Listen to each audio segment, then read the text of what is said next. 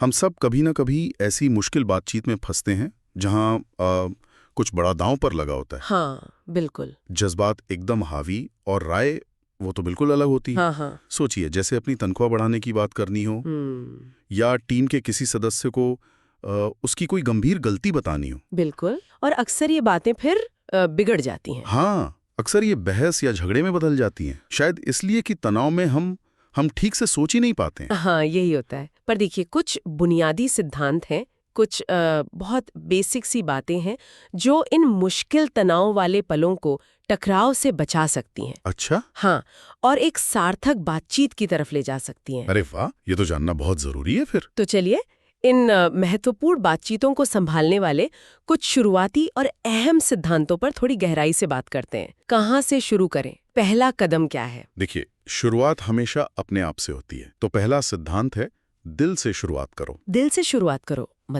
मतलब ये कि बातचीत शुरू करने से पहले अपनी नियत, अपना इरादा साफ रखो। अच्छा।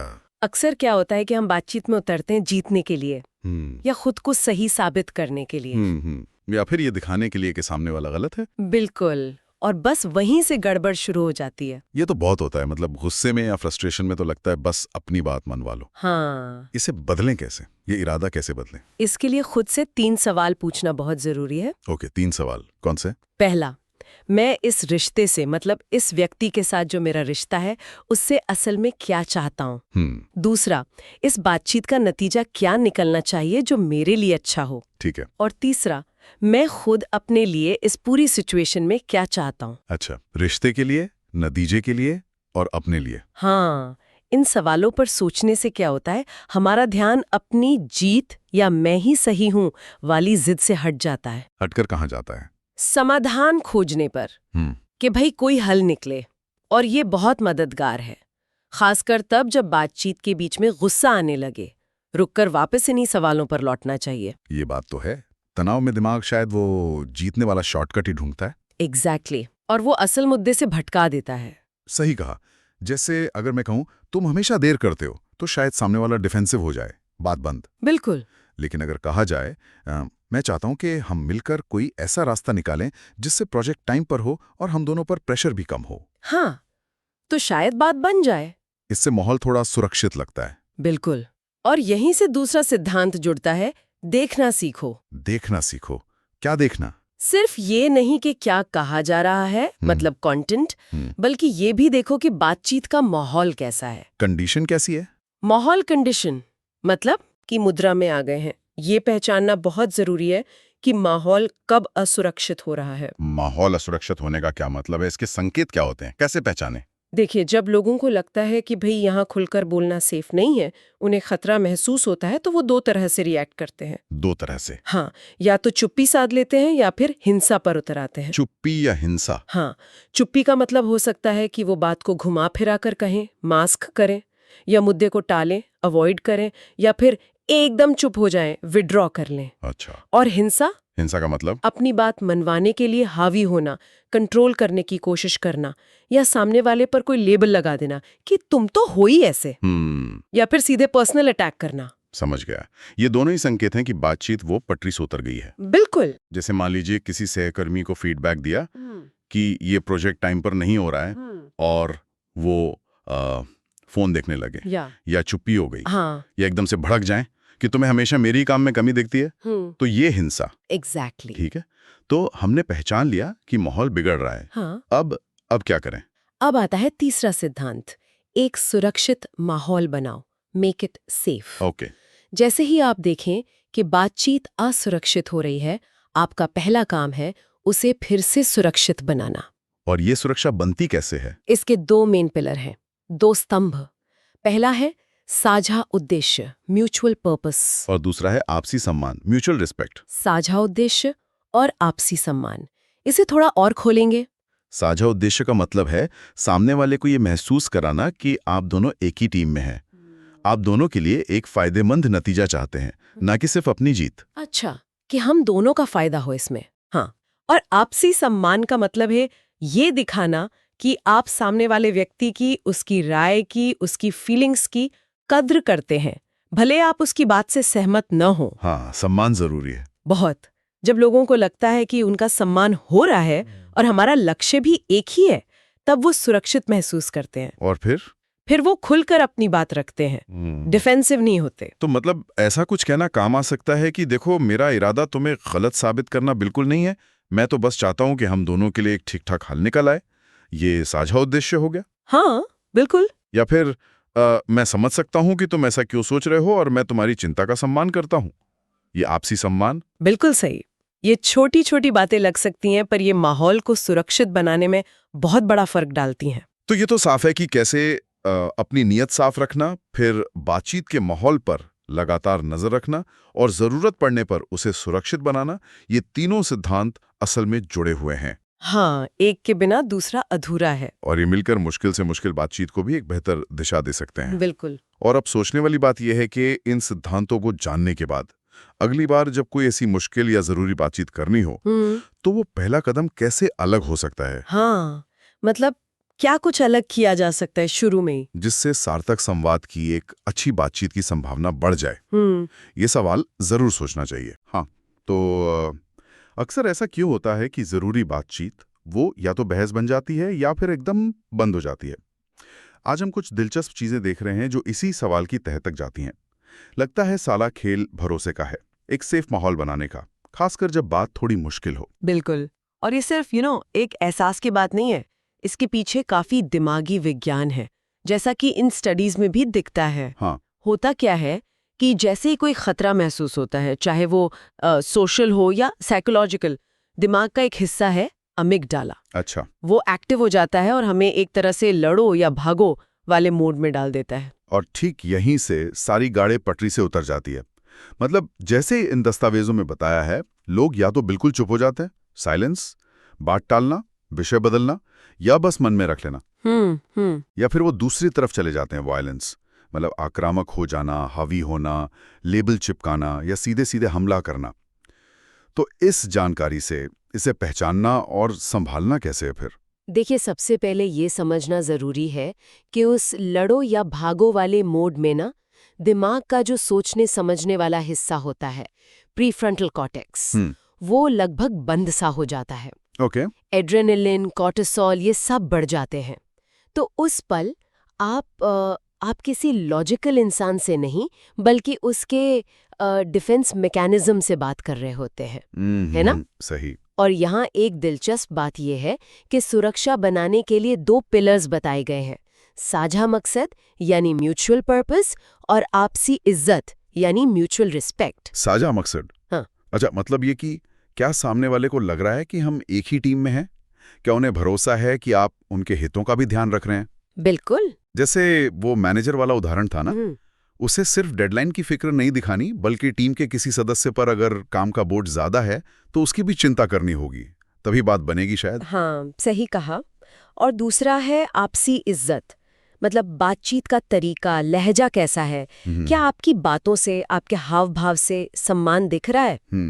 क्योंकि अगर कोई कहते तुम्हारा आइडिया तो बिल्कुल बकवास है, तो फिर मुद्दा आइडिया नहीं रहता। नहीं, वो तो इज्जत का सवाल बन जाता है। बिल्कुल। और जब इज्जत दांव पर लगती है तो लोग बस उसे बचाने में लग जाते हैं, फिर भले ही साझा मकसद क्यों ना हो। अगर इज्जत नहीं महसूस हो रही तो बातचीत वहीं रुक जाती है। ये तो बहुत अहम बात है। तो मतलब अगर बातचीत बिगड़ रही है तो इन नोट्स का सार यही है कि हमें फौरन टॉपिक छोड़कर पहले माहौल ठीक करना होगा, सेफ्टी बनानी होगी। एग्जैक्टली। और इसके कुछ तरीके भी हैं। हाँ? पहला तो बहुत सीधा है, अगर आपसे गलती हुई है तो बिना किसी लाग लपेट के साफ दिल से माफी मांग लीजिए। जैसे मुझे माफ करना, मेरा लहजा ठीक नहीं था, या मुझे वैसे में नहीं बोलना चाहिए था। बनावटी नहीं, सच्ची माफी। सही। और दूसरा तरीका है कॉन्ट्रास्टिंग। हाँ। ये गलतफहमी दूर करने के लिए बहुत अच्छा है। इसमें आप पहले ये बताते हैं कि आपका इरादा क्या नहीं है। अच्छा। ताकि सामने वाले का डर कम हो, और फिर बताते हैं कि आपका असली मतलब क्या है। जैसे किसी जूनियर से उसकी गलती पर बात करनी है तो कह सकते हैं, देखो, मेरा मतलब ये नहीं कि मैं तुम्हारी मेहनत पर सवाल उठा रही हूं, मेरा मतलब ये है कि मैं बस चाहती हूं हम मिलकर देखें कि इसे और बेहतर कैसे बना सकते हैं। ये तो काफी मददगार हो सकता है। और एक तीसरा तरीका भी था, क्रिब करके कुछ। ये कब काम आता है? हाँ, क्रिब। ये तब ज्यादा काम आता है जब लगता है कि दोनों के मकसद एकदम अलग अलग हैं। इसके 4 स्टेप्स हैं। C माने कमिट, यानी पहले ये तय करें कि हाँ, हम दोनों मिलकर कोई हल निकालना चाहते हैं। ओके। R यानी रिकग्नाइज, ये समझे कि सामने वाला जो कर रहा है या कह रहा है उसके पीछे की असली वजह, उसका असली मकसद या जरूरत क्या है। गहराई में जाना। हाँ। फिर I यानी इन्वेंट, अब दोनों की उन असली जरूरतों को मिलाकर एक नया साझा मकसद बनाएं। अच्छा, क्रिएटिव बनना पड़ेगा। बिल्कुल। और आखिर में B यानी ब्रेनस्टॉर्म, अब इस नए साझा मकसद को हासिल करने के लिए मिलकर नए नए आइडियाज सोचें। जैसे वो वीकेंड वाला उदाहरण था, एक को काम खत्म करना है, दूसरे को घूमना। हाँ। तो असली जरूरत क्या है? शायद तनाव कम करना या साथ में क्वालिटी टाइम बिताना। ये समझकर शायद कोई बीच का रास्ता निकल आए। शायद सुबह काम, शाम को घूमना या कुछ और। एग्जैक्टली। तो कुल मिलाकर बात ये है कि ये जो सेफ्टी है ना, ये एक बुनियाद की तरह है। अगर ये हिली हुई है तो बातचीत की इमारत टिक नहीं सकती। सही। मुश्किल बातचीतों में सफल होने के लिए हमें लगातार इस माहौल पर नजर रखनी होगी, एक तरह से सेफ्टी का गार्ड बनना होगा। बिल्कुल। जैसे ही लगे कि बातचीत चुप्पी या फिर टकराव की तरफ जा रही है, फौरन ब्रेक लगाओ और पहले सेफ्टी देखो। ये स्किल शायद एकदम से ना आए, इसमें वक्त लगेगा, पर इन दस्तावेजों से जो इशारे मिल रहे हैं वो बताते हैं कि ये हर मुश्किल रिश्ते और जरूरी बातचीत को बेहतर बनाने की चाबी हो सकती है। अब यहाँ एक सवाल मन में आता है, ये जानने के बाद कि हमारा दिमाग बचाव के लिए कितनी जल्दी रिएक्ट करता है, अगली बार किसी मुश्किल बातचीत से पहले अगर हम अपने खुद के असुरक्षित महसूस करने के ट्रिगर्स को थोड़ा पहचान पाएं, तो क्या हमारे अपने रवैये में भी कुछ फर्क आ सकता है? सोचने वाली बात है। आज हम एक बहुत ही दिलचस्प विचार पर बात कर रहे हैं, ये कि हमारी जो भावनाएं हैं वो असल में घटनाओं से उतनी नहीं तय होती जितना उन घटनाओं के बारे में हम अपने मन में जो कहानी बना लेते हैं उससे तय होती हैं। मतलब एक तरह से हम अपनी कहानियों के मालिक बन सकते हैं। बिल्कुल। और ये समझना जरूरी है कि ये होता कैसे है, एक पूरा रास्ता है इसका। हाँ, वो पाथ टू एक्शन वाला कॉन्सेप्ट है ना, कि हम कुछ देखते हैं, सुनते हैं जी, फिर फौरन उसके बारे में एक कहानी गढ़ लेते हैं मन में। हाँ, और उस कहानी से फिर एहसास या भावनाएं पैदा होती हैं, और फिर उन भावनाओं के आधार पर हम कुछ करते हैं, कोई एक्शन लेते हैं। और ये सब कुछ मतलब पलक झपकते ही हो जाता है, हमें पता भी नहीं चलता अक्सर। सही कहा। और ये जो कहानियां हैं ना, ये अक्सर हमारे पिछले अनुभवों, हमारे डर, हमारे जो पूर्वाग्रह होते हैं उनसे रंगी होती हैं। अच्छा। तो अगर हम वो कहानी बदल दें तो भावनाएं और हमारे एक्शन दोनों बदल सकते हैं। ये लगभग ऑटो पायलट जैसा है। ये बात मुझे बहुत बहुत पावरफुल लगी कि असल घटना से ज्यादा फर्क इस बात से पड़ता है कि हम उसकी कहानी कैसे बना रहे हैं। पर ये कहानी और तथ्य, मतलब फैक्ट और स्टोरी, हाँ, इनमें फर्क करना ये शायद पहला कदम है, क्योंकि यहीं पर अक्सर गड़बड़ हो जाती है ना। बिल्कुल सही कहा। यहीं से शुरुआत होती है। तथ्य वो है जो बस हुआ, जिसे कोई भी देख या सुन सकता है। जैसे मान लीजिए एक कैमरे ने रिकॉर्ड किया हो, जैसे बॉस ने ईमेल का जवाब नहीं दिया, ये तथ्य है। कहानी वो व्याख्या है जो हम इस तथ्य को देते हैं, जैसे उन्होंने मुझे नजरअंदाज कर दिया या वो जरूर मुझसे खफा हैं। अच्छा। और यही कहानी है जो फिर गुस्सा या निराशा या चिंता ऐसी भावनाएं जगाती है। और दिमाग की ये फितरत भी होती है शायद कि वो खाली जगह भरने के लिए सबसे आसान या कभी-कभी सबसे बुरी कहानी पकड़ लेता है। हाँ, खासकर जब पूरी जानकारी ना हो। इसीलिए शायद हम कुछ खास तरह की कहानियों में फंस जाते हैं जो नुकसान करती हैं। जैसे पहली वाली विक्टिम स्टोरी, मतलब मैं बेचारा। ओह हाँ, ये तो बहुत आम है। इस कहानी में हम खुद को बिल्कुल निर्दोष मानते हैं, हालात का मारा हुआ, और सारी गलती दूसरों पर। बिल्कुल। जैसे मेरा सहकर्मी तो आलसी है, सारा काम मुझे ही करना पड़ता है। देखिए, इससे थोड़ी देर के लिए शायद अपनी जिम्मेदारी से बचने का एहसास हो, लेकिन असल में हम अपनी ताकत खो देते हैं, कुछ बदलने की ताकत। मतलब हम शिकायत करते रह जाते हैं, समाधान नहीं ढूंढते। एग्जैक्टली। अच्छा, तो एक तो ये हुई कि हम खुद को बेचारा समझें, दूसरी तरफ इसका उल्टा भी तो हो सकता है। हाँ बिल्कुल, कि हम फौरन दूसरे को ये लोग बना दें। हाँ बिल्कुल, कि सारी गलती उसी की है, उसकी नीयत ही खराब है। ये विलन स्टोरी। ये भी उतना ही खतरनाक पैटर्न है। इसमें हम मान लेते हैं कि सामने वाले का इरादा ही बुरा है, वो जानबूझकर हमें तकलीफ दे रहा है। जैसे वो उदाहरण था, बेटा देर से घर आया। हाँ, तो कहानी क्या बनी?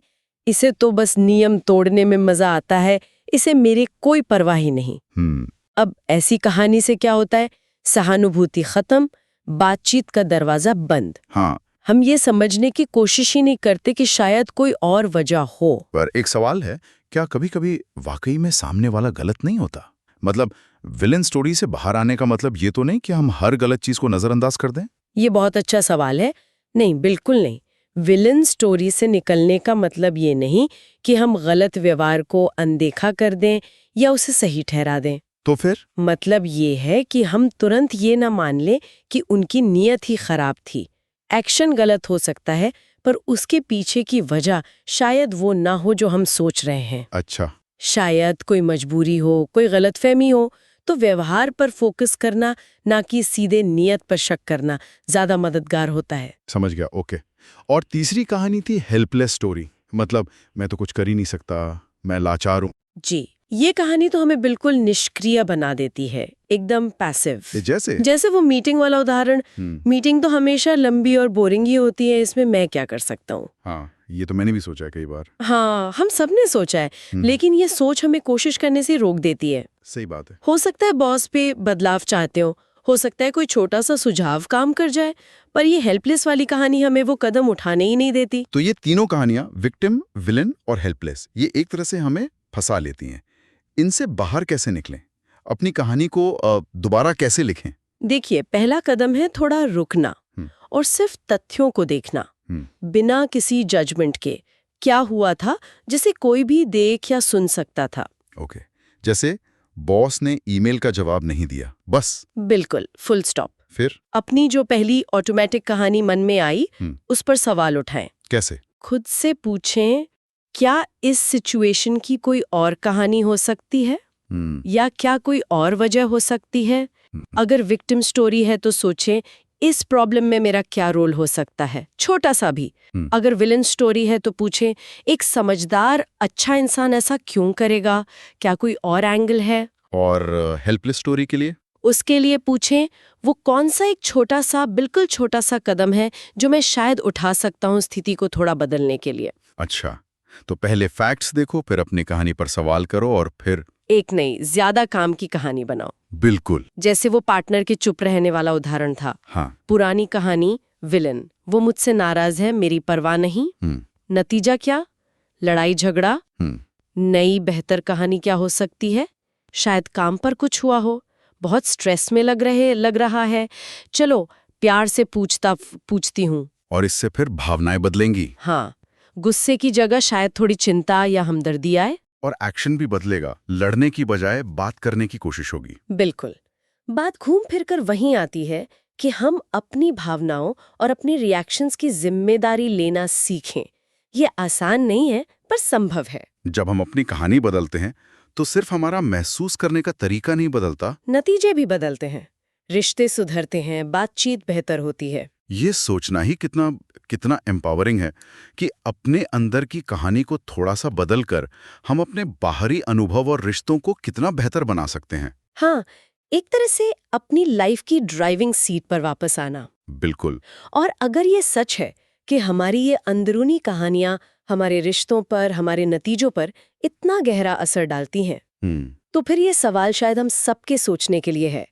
आज वो कौन सी एक छोटी सी कहानी है जिसे बदलने से शायद सबसे बड़ा, सबसे पॉजिटिव फर्क पड़ सकता है? कई बार ना ऐसी मुश्किल बातचीत आ जाती है सामने जहाँ बहुत कुछ दांव पर होता है। हाँ, बिल्कुल। विचार बिल्कुल अलग होते हैं और मतलब भावनाएं तो एकदम उफान पर। सही बात है। और अक्सर लोग क्या करते हैं, या तो एकदम चुप हो जाते हैं, हाँ, कि भी कुछ बोलो ही मत, या फिर वो लड़ने लगते हैं, बहस करने लगते हैं। दोनों में नतीजा गड़बड़। हाँ, गड़बड़, बात बिगड़ जाती है, रिश्ते में तनाव आ जाता है, और जो असल मुद्दा है वो तो हल ही नहीं होता। लेकिन शायद कोई तरीका है, कोई रास्ता इसे ठीक से संभालने का। बिल्कुल है।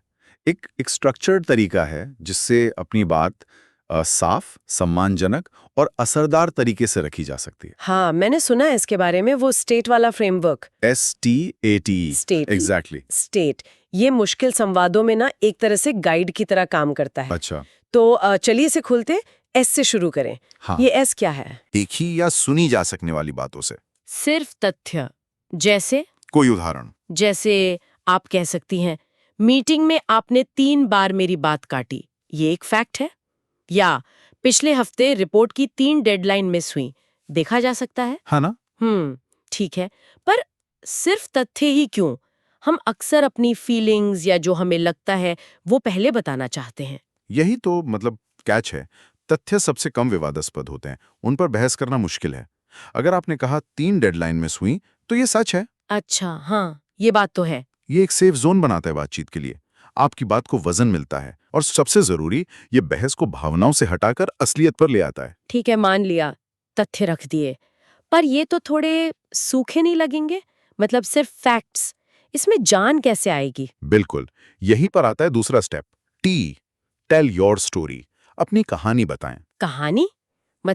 मतलब ये कि उन तथ्यों के आधार पर आपने क्या मतलब निकाला, क्या महसूस किया, यह आपकी अपनी व्याख्या है। अच्छा, जैसे?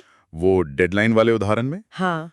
तथ्य बताने के बाद आप कह सकते हैं, तो मुझे लगा कि शायद आप काम के बोझ तले दबे हैं, या मुझे चिंता हुई कि प्रोजेक्ट की प्रोग्रेस पर असर पड़ेगा।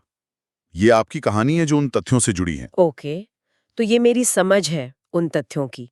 ये क्यों जरूरी है बताना? क्योंकि अगर आप अपनी कहानी नहीं बताएंगे ना, तो सामने वाला अपने मन में एक कहानी गढ़ लेगा। और वो शायद बिल्कुल गलत हो। बिल्कुल, ये गलतफहमी से बचाता है। आपकी चिंता साफ होती है, उन्हें आपकी सोच समझ आती है। ठीक है, मैंने तथ्य बताए, अपनी कहानी भी बता दी, पर ये तो सब मैं ही बोल रही हूँ ना। बातचीत कैसे होगी? कहीं ये वन साइडेड ना हो जाए? बहुत अच्छा सवाल। यहीं पर तीसरा कदम, ए, आस्क फॉर अदर्स पाथ्स। दूसरों के विचारों को पूछना बहुत जरूरी हो जाता है। मतलब उनसे पूछना कि वो क्या सोचते हैं? हाँ, अपनी कहानी बताने के ठीक बाद रुकें और दूसरे व्यक्ति से पूछें उनकी क्या राय है, वो स्थिति को कैसे देखते हैं। जैसे, आप इस बारे में क्या सोचते हैं, या क्या कोई और बात है जो शायद मैं नहीं समझ पा रही हूँ। अच्छा, तो यहाँ पे ये असल में बातचीत बनती है। ये अहम लगता है। बिल्कुल, ये दिखाता है कि आप सिर्फ अपनी बात कहने नहीं आए हैं, आप उनकी भी सुनना चाहते हैं। सम्मान दिखाता है। पूरी तस्वीर समझने में मदद मिलती है। लेकिन अपनी कहानी बताते हुए या उनसे पूछते हुए भी ऐसा नहीं हो सकता कि हम थोड़े कठोर लगें या ऐसा लगे कि हम ही सही हैं? हाँ, ये मुमकिन है। और यहीं पर अगला टी आता है, टॉक टेंटेटिवली। अस्थायी रूप से बात करें। अस्थायी रूप से? मतलब अपनी राय या कहानी को पत्थर की लकीर की तरह पेश ना करें, एक संभावना के तौर पर रखें। जैसे, मुझे लगता है, शायद, मेरे विचार से, क्या ऐसा हो सकता है कि। ओके, जैसे ये कहना कि आप हमेशा मीटिंग में देर से आते हैं कि बजाय मैंने देखा है कि पिछले कुछ सोमवार आप थोड़े देर से आए, मुझे लगता है कि शायद। बिल्कुल, पहला वाला आरोप जैसा लगता है, दूसरा वाला बातचीत का दरवाजा खोलता है। ये दिखाता है कि आप भी गलत हो सकते हैं और आप सुनने को तैयार हैं। इससे दूसरा इंसान डिफेंसिव नहीं होता। ये बात सही है। डिफेंसिव मोड में तो कोई सुनता ही नहीं। एग्जैक्टली। और फिर आता है आखिरी कदम, ई, एनकरेज टेस्टिंग। जांच को प्रोत्साहित करें। जांच को प्रोत्साहित करें मतलब? चैलेंज करने को कहें। हाँ, एक तरह से। मतलब दूसरों को खुलकर इनवाइट करें कि वो आपकी बात पर सवाल उठाएं। अगर वो असहमत हैं तो बताएं या अपनी राय जोड़ें। जैसे? क्या कह सकते हैं? आप कह सकते हैं, क्या आप इससे अलग सोचते हैं? या अगर आपको लगता है कि मैं कुछ गलत समझ रही हूँ तो प्लीज मुझे बताइए। या क्या मैंने कुछ मिस कर दिया है? अच्छा, तो इससे उन्हें लगेगा कि हाँ, ये वाकई मेरी बात सुनना चाहते हैं। भरोसा बनता है। बिल्कुल, एक सुरक्षित माहौल बन पाए जहां अलग-अलग विचार सामने आ सकते हैं और अक्सर वहीं से बेहतर समाधान निकलते हैं। तो वो जो देर से आने वाले टीम मेंबर वाला उदाहरण था, हाँ। उसे पूरा स्टेट से करके देखें एक बार। हाँ, जरूर। तो तथ्य एस, मैंने नोटिस किया कि पिछले 3 सोमवार को आप सुबह 9:15 की मीटिंग में करीब 9:30 बजे आए। ठीक है। फिर कहानी टी, अस्थाई भाषा के साथ। तो मुझे ऐसा लगा कि शायद आपके लिए ये मीटिंग उतनी जरूरी नहीं है, या शायद कोई और वजह है, और मुझे थोड़ी चिंता हुई कि हम एजेंडा टाइम पर नहीं शुरू कर पा रहे हैं। बहुत बढ़िया। फिर पूछना ए, मैं आपकी तरफ से जानना चाहूंगा, क्या सब ठीक है? आप इस स्थिति को कैसे देखते हैं? और फिर जांच को प्रोत्साहित करना, ई, अगर मेरी समझ में कोई गलती है या आप कुछ और बताना चाहें तो प्लीज खुलकर बताइए, मैं समझना चाहूंगी। बिल्कुल। और हो सकता है तब वो बताएं कि सुबह बच्चों को स्कूल छोड़ने में कोई नई दिक्कत आ रही है। कहानी एकदम बदल है ये ना? हाँ, पूरी तरह से। तब समाधान भी मिलकर निकाला जा सकता है। एग्जैक्टली। तो ये स्टेट जो है, ये सिर्फ अक्षर नहीं है। ये मुश्किल हालात में समझदारी, सम्मान और असर के साथ अपनी बात रखने का एक पूरा नजरिया है, एक ढांचा है। और नतीजा होता है बेहतर रिश्ते और शायद बेहतर समाधान भी। हाँ बिल्कुल। यहाँ एक चीज सोचने वाली है श्रोताओं के लिए। अगली बार जब कोई ऐसी मुश्किल बातचीत सामने आए, चाहे ऑफिस में हो या घर पर, अगर कोई जानबूझकर सिर्फ इस एक चीज पर ध्यान दे कि तथ्यों को अपनी कहानी, मतलब अपनी व्याख्या या अपनी भावना से अलग रखें, तो सिर्फ इस एक बदलाव से नतीजे पर क्या असर पड़ सकता है। वाह, ये सोचने वाली बात है। मतलब सिर्फ तथ्यों और अपनी व्याख्या को अलग करने से कितना फर्क पड़ सकता है। ये हमारी अपनी जागरूकता के बारे में भी एक सवाल है ना? बिल्कुल। संचार में आत्म जागरूकता। अक्सर ऐसा होता है, जरूरी बातचीत हुई, मीटिंग हुई, पर नतीजा कुछ नहीं निकलता है ना? हाँ बिल्कुल। हम सब ने ये महसूस किया है। घंटों बातें होती हैं, सब हाँ में हाँ मिलाते दिखते हैं, पर असल में कुछ बदलता नहीं। आज हम कुछ ऐसे विचारों को देख रहे हैं जो इसी सवाल से जुड़े हैं कि भाई अच्छी बातचीत को असल एक्शन में कैसे बदला जाए। हाँ, ये बहुत आम चुनौती है सच में। मुद्दा सिर्फ समझने या सहमत होने का नहीं है ना? असली बात है उसे अमल में लाना। जब तक ठोस कदम और साफ जिम्मेदारी तय नहीं होती, पुरानी समस्याएं लौट आती हैं या फिर फैसले बस बातों में ही रह जाते हैं। हाँ, तो आज हम इसी पर बात करेंगे कि कैसे फैसलों को सिर्फ विचारों से निकालकर हकीकत बनाया जाए। तो चलिए इसको थोड़ा और समझते हैं। इन विचारों में एक खास बात यह है कि फैसले लेने का कोई एक ही सही तरीका नहीं होता। मतलब स्थिति के हिसाब से तरीका बदलना पड़ता है। यहाँ 4 मुख्य तरीकों की बात की गई है। पहला है कमांड। इसमें एक व्यक्ति तुरंत फैसला लेता है। हाँ। जैसे मान लीजिए ऑफिस में लाइट चली गई तो बॉस ने फौरन कह दिया सब घर से काम करो, तुरंत एक्शन। हाँ, इमरजेंसी में ये ठीक है। फिर दूसरा है कंसल्ट, मतलब सलाह लेना। इसमें लीडर सबकी राय तो लेता है, पर आखिरी फैसला वो खुद ही करता है। अच्छा। जैसे मान लीजिए कोई नई मार्केटिंग स्ट्रैटेजी बनानी है, तो टीम से पूछा, आइडिया लिए, पर फाइनल कॉल लीडर का। इसी जानकारी बेहतर मिल जाती है शायद। हाँ बिल्कुल, लेकिन फैसला फिर भी एक ही व्यक्ति का रहता है। और बाकी 2 तरीके वो ग्रुप की भागीदारी पर ज्यादा जोर देते हैं। तीसरा है वोट, यानी बहुमत का फैसला। जी। ये तब ठीक है जब कई अच्छे ऑप्शन हो और सबकी सहमति मुश्किल हो। जैसे टीम लंच के लिए जगह चुनना, वोट कर लिया, काम खत्म, तेज है। पर यहाँ एक सवाल उठता है, क्या इससे टीम में थोड़ी फूट नहीं पड़ती अगर कोई जरूरी मुद्दे पर वोटिंग हो और कुछ लोग अल्पमत में रह जाएं? हाँ, ये आपने बिल्कुल सही पॉइंट उठाया। वोटिंग से ये खतरा तो रहता है कि अल्पमत की राय नजरअंदाज हो जाए और फिर वो लोग फैसले से उतना जुड़ाव महसूस नहीं करते। हाँ, सही बात है। इसीलिए चौथा तरीका है कंसेंसस, यानी सर्वसम्मति। इसमें समय जरूर ज्यादा लगता है। हाँ, वो तो है। पर लक्ष्य होता है कि सब सहमत हों। और यहाँ एक मजेदार बात है, असली कंसेंसस सिर्फ ये नहीं कि सब हाँ बोल दें। असली कंसेंसस है कि हर असहमति को सुना जाए, समझा जाए, भले ही आखिरी फैसला सबकी पहली पसंद न हो। अच्छा। ये असहमति सुनने वाला हिस्सा अक्सर छूट जाता है, पर यही चीज फैसले को टिकाऊ बनाती है, खासकर बड़े अहम फैसलों के लिए। जैसे कंपनी के वैल्यूज तय करना या कुछ ऐसा। बिल्कुल, जैसे कंपनी के मूल सिद्धांत तय करने हैं तो सबकी सहमति जरूरी है। तो ठीक है, सही तरीका चुनना पहला कदम हुआ, पर इन विचारों के हिसाब से असली मुश्किल तो इसके बाद शुरू होती है फैसले को लागू करना। हाँ जी। यहीं पर वो कौन क्या कब वाला फ्रेमवर्क आता है, ये पक्का करने के लिए कि बातें हवा में ना रह जाएं। बिल्कुल, ये मॉडल मतलब स्पष्टता लाने के लिए ही बना है। कौन यानी जिम्मेदारी किसकी है, और यहाँ जोर इस बात पर है कि जिम्मेदारी किसी एक व्यक्ति की हो, ना कि पूरी टीम या हम सब की। हाँ, ये बहुत जरूरी है। हम सब मतलब कोई नहीं। सही कहा, एक नाम होना जरूरी है। फिर क्या यानी काम क्या है, और ये बिल्कुल साफ होना चाहिए। सिर्फ ये नहीं कि वेबसाइट बेहतर बनानी है। हाँ, वो तो बहुत अस्पष्ट है। बिल्कुल, बल्कि ये कि होम पेज रीडिजाइन का पहला ड्राफ्ट बनाना है, जिसमें यूजर फीडबैक के आधार पर टॉप 3 सुझाव शामिल हों, मतलब एकदम स्पेसिफिक। फिर आता है कब, यानी काम पूरा करने की डेडलाइन, बिल्कुल तारीख और हो सके तो समय के साथ। जैसे अगले सोमवार शाम 5 बजे तक, सिर्फ जल्दी नहीं। ठीक है। वो चौथा और बहुत जरूरी हिस्सा, जिसे कई बार लोग भूल जाते हैं, वो है कैसे फॉलो अप होगा, यानी प्रोग्रेस कैसे ट्रैक होगी।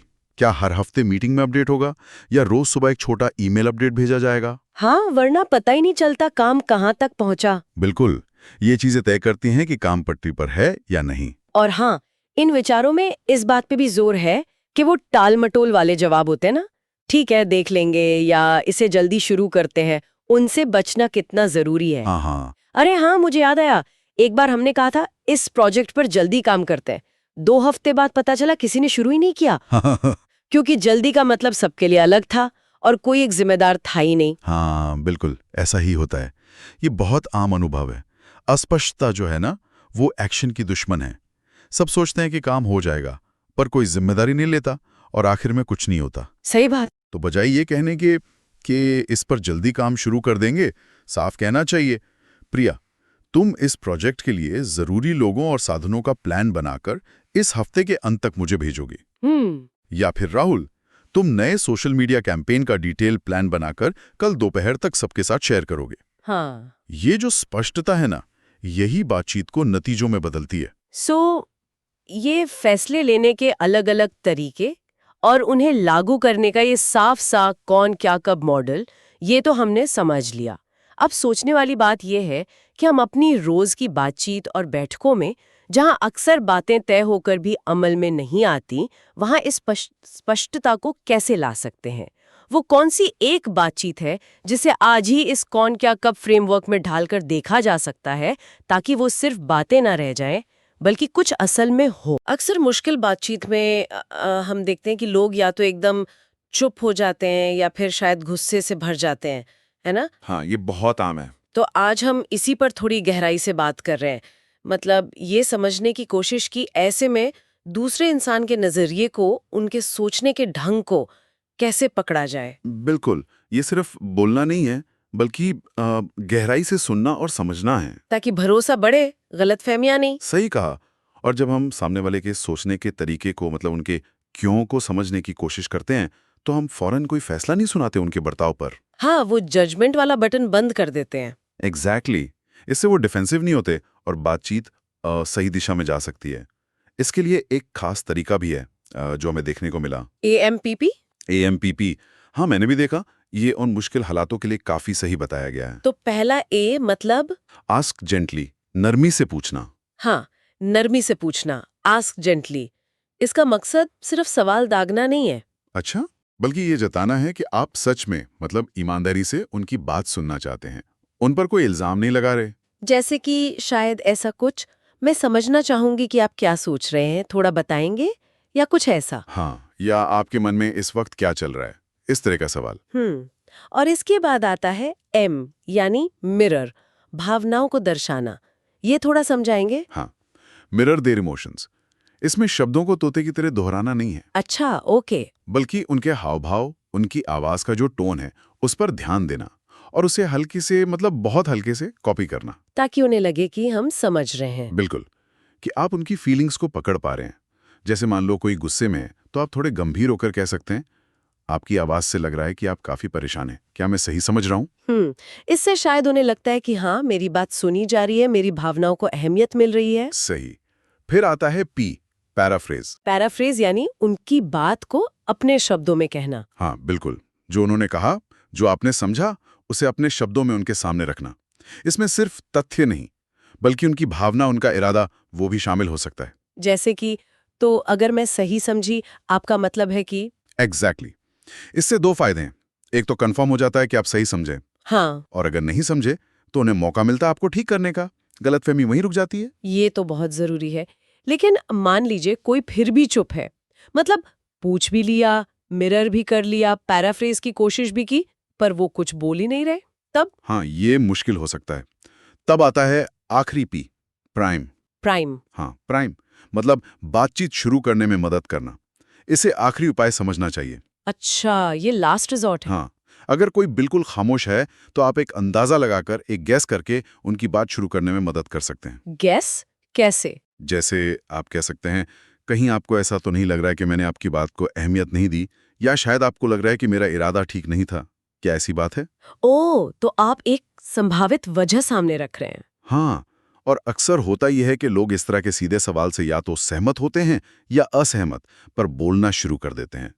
चुप्पी टूट जाती है। ये AMPP तो बहुत प्रैक्टिकल लग रहा है, लेकिन इसके साथ एक और बात भी थी ना, वो जजमेंट वाली, फैसला न सुनाना। हाँ, वो बुनियाद है, जजमेंट छोड़ना।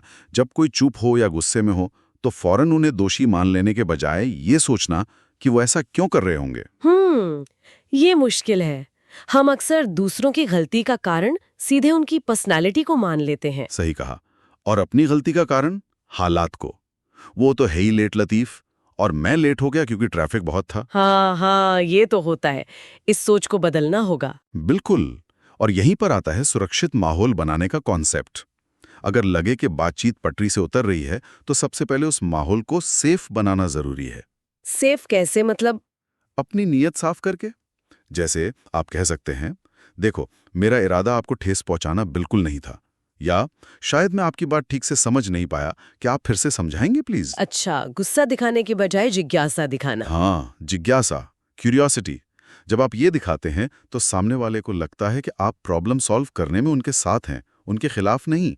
उन्हें अपनी बात रखने का हौसला मिलता है। इसका कोई दफ्तर वाला उदाहरण सोचें। जैसे मान लीजिए बॉस ने गुस्से में कहा, तुमसे तो बात करने का कोई फायदा ही नहीं है। हाँ, तीखी सिचुएशन है। अब तुरंत प्रतिक्रिया देना, जैसे ठीक है तो मत कीजिए, ये तो आग में घी डालने जैसा है। हाँ, वो तो है। सही तरीका शायद AMPP से शुरू करना होगा। एक गहरी सांस लें, फिर कहें, सर, मैम, मुझे लग रहा है कि शायद कुछ ऐसा हुआ है जिससे आप नाराज हैं।